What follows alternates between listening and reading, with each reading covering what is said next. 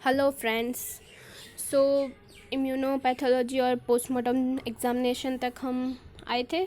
अब next part 3 देखते हैं, अदर ब्रांचेस। अभी बहुत कुछ बाकी है मेरे दोस्त।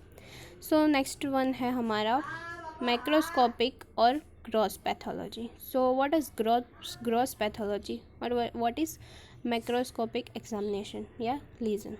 Okay.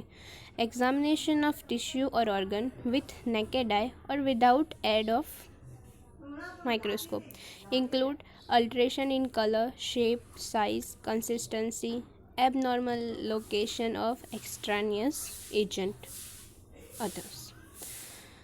सो क्या है ये? जो अगर डिजीज़ होता है, अगर वुंड हुआ है हमें, तो हम बाहर से उसे देख सकते हैं कि हाँ यहाँ पे थोड़ी स्क्रैचेस है वगैरह है, तो उसे हम माइक्रोस्कोपिक और ग्रॉस पैथोलॉजी कहते हैं। उसमें हमें माइक्रोस्कोप लेने की ज़रूरत नहीं है। I hope you understand. Next one, microscopic pathology और histopathology. So what is histopathology? ये मोस्ट है आपके लिए। Examination of cells, tissue or organ with the use of microscope. This implies the use of stained tissue section after processing.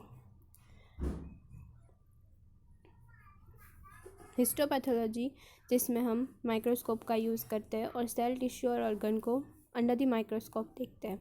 उसमें different stand भी use करते हैं जिससे हमें इफ़ेक्टिवली हम देख सके, डायग्नोस कर सके डिजीज़ को। ओके, नेक्स्ट वन है हमारा lesion. What is lesion? Pathological alteration in structure of cell, tissue और organ on account of injury that can be detected directly. Lesion हम समझ सकते हैं। Mark of damage can be macroscopic, gross lesion और microscopic. Macroscopic होता है और microscopic होता है। नेक्स्ट वन है हमारा aetiology, cause. What is aetiology? किस चीज़ से ये डिजीज़ हुआ है, क्या एजेंट उसमें जवाबदार है?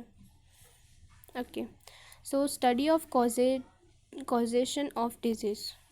A knowledge of causative agent is required for its prevention. हमें causative agent पता हो तो हम prevention या उसे ठीक जल्दी करते हैं। दो मेजर टाइप के causes होते हैं, इंट्रिंसिक causes और उसे जेनेटिक causes बोलते हैं, और एक्सट्रिंसिक causes होता है और एक्वायर्ड, उसे एक्वायर्ड भी बोलते हैं। सो टू, जेनेटिक और नॉन जेनेटिक, इंट्रिंसिक और एक्सट्रिंसिक। तो जेनेटिक और इंट्रिंसिक में एग्ज़ाम मतलब है, जैसे जीनस होती है, एज होता है, sex, breed, colour and any other. Acquired या नॉन जेनेटिक या तो एक्सट्रिंसिक, तो उसमें फिज़िकल जैसे शॉक, केमिकल्स की वजह से, बायोलॉजिकल, एज, सेक्स वगैरह बोल सकते हैं हम, और न्यूट्रिशन ज़्यादा हो गया हो, अगर कोई मिनरल, विटामिन या कम हो उसके लिए। ओके, सो इटियोलॉजी के बाद आता है डायग्नोसिस। व्हाट इज़ डायग्नोसिस और कैसे डायग्नोस किया जाता है? Diagnosis is an art of precisely knowing the cause of particular disease. तो डायग्नोसिस का डायसेक्शन करता है। डाई मीन्स थोरो और ग्नोसिस मीन्स नॉलेज। उसका थोरो नॉलेज हमें होना चाहिए।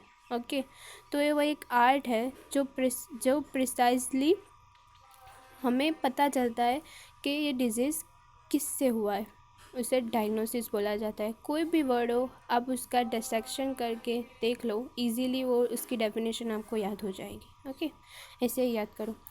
सो diagnosis is the art of determination of nature of disease, और diagnosis to know the disease through clinical sign, lesion और लैब टेस्ट। हम डिफरेंट तरीके से डायग्नोसिस कर सकते हैं। अब नेक्स्ट है सिम्टम्स और science. Outward manifestation of animal suffering from disease. Symptoms और साइंस, अगर कुछ वुंड हुआ है तो हम बाहर से देख के बता सकते हैं कि हाँ यहाँ पे ये सिम्टम्स है। किसी को डायरिया हुआ है तो कह सकते हैं हम, सिम्टम्स होते हैं। किसी को डिहाइड्रेशन हुआ है तो उसे चक्कर वगैरह आएगा, सो बोल सकते हैं हाँ इसे डिहाइड्रेशन है, उसे सिम्टम्स और साइंस बोलते हैं। ओके, एनी सब्जेक्टिव और objective evidence of disease of animal characterize by an indication of altered bodily और mental state as told by owner अगर हम वेटरनरियन हैं तो ओनर हमें बताएंगे कि हाँ हाँ ये साइंस और सिम्टम्स हैं। और ऑब्ज़र्व बाय क्लिनिशियन, या हम खुद भी ऑब्ज़र्व करेंगे। अगर हम खुद देखने के लिए गए हैं, मतलब हम ही जाते हैं तो हम देखने के लिए गए तो हम खुद भी उस टाइम पे ऑब्ज़र्व कर सकते हैं। और the complain of the patient, medical में पेशेंट बोलता है उससे। Pathogenesis, progressive development of disease process. It start with the entry of cause in body and the end either with recovery or death.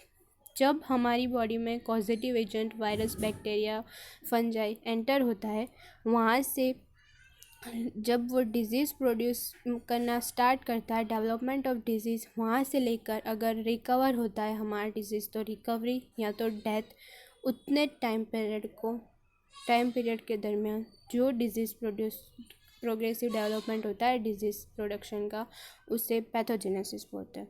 It is the mechanism by which the etiological agent produce the disease. Done. So आज के लिए इतना। Thank you so much. I hope you like the video.